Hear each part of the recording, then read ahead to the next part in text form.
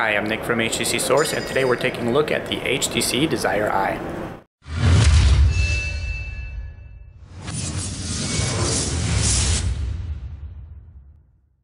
This is HTC's latest smartphone in the Desire series, but even though the name implies it's a mid-range phone, HTC has packed this with quite a few features that make it really comparable to the HTC One M8. On the front here we have a 5.2-inch 1080p display, front-facing 13-megapixel camera, little LED flashing light right there for notifications, dual LED flash, boom sound speakers. You can't really see them up here, but we'll try to get in close. They're hidden right above and below the display in a nice little slot. And then we have a dedicated camera button on the side, power and volume rocker, 3.5mm headphone jack on the top, and USB port on the bottom for charging. On the side here we actually have two gasket sealed slots for your SIM card slot, and then micro SD card slot. This actually supports up to 128 gigs of external storage. On the inside though, this is powered by a Qualcomm Snapdragon 801 processor, clocked at the same speed, 2.3 gigahertz as the HTC One M8, 2 gigs of RAM, and then on the back we have another 13 megapixel camera with dual LED flash. If we turn this on, you'll notice it's running Sense 6 like the HTC One M8 is. Over to the side we have blink feed here. Those who are familiar with HTC Sense will notice that this is a new color for the themes for HTC Sense. This is not available on the HTC One M8 or the One M7 that have been updated to the latest version of Sense right now. So if we jump into the personalization settings, we can see that the themes have changed. If you look at the top, there are actually two more color options here that aren't available on the other devices, so these are exclusive to the HTC One M8 for now. But the main feature of the HTC One M8 is that front-facing camera and the camera software experience.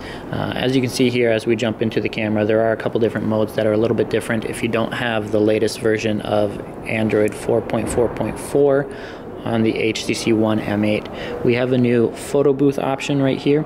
This takes 4 consecutive pictures and merges them into one using the front-facing camera. You have a couple different options here. As far as layout goes, you have a standard 4x6, a photo strip, and then a square option here. If you jump into the timer settings, you can use this with a timer, turn the timer off to 5 or 10 seconds, and then you have your standard camera settings there to adjust the white balance, things like that. And then we have this split capture mode. This split capture mode is actually pretty interesting. It will record or take pictures with the front and rear facing camera at the same time. If you want to change it up and just record one first and then the second, you can do that by tapping this button right over here.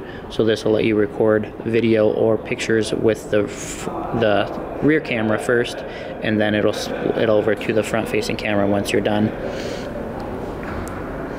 And then other features that we're not able to show off since we don't have another device is the advanced conference calling mode. This will actually do face detection with the front-facing camera up to 4 people. It'll actually split it into a panel of 4 different screens there, looking and tracking 4 different faces during video calls. This works with Skype and a couple other video calling apps that are available on the Android market. HTC has worked with those app developers in order to make this seamless and integrated with those applications. Then there's the standard Pan 360 selfie mode, and this is actually the main feature here. It is called the HTC Desire Eye for that reason. 13 megapixel pictures right here, and if we jump in, I know it's nothing special to look at, but you have a lot of image data to work with right here. The size of the image is incredible. The quality of the camera though isn't that impressive. I mean, if we've looked at some really good cameras from Sony and Samsung over the past couple months, it isn't really comparable to those, but when you're talking front-facing cameras, it is the best front-facing camera currently available in the US market. One other thing that we didn't touch on is that this phone is water resistant. You can take this right out of the box without any special cases or anything, stick it into 1 meter of water for up to 30 minutes without any issues, and that's including having these ports at the top and the bottom exposed. This is a very, very helpful feature if you take your phone to the beach or take it to the pool and you want to play around and actually take pictures underwater. That's where this camera shutter button comes in really handy, since you can't really use a smartphone underwater trying to take pictures with the capacitive display, since it becomes completely useless once it's immersed into water.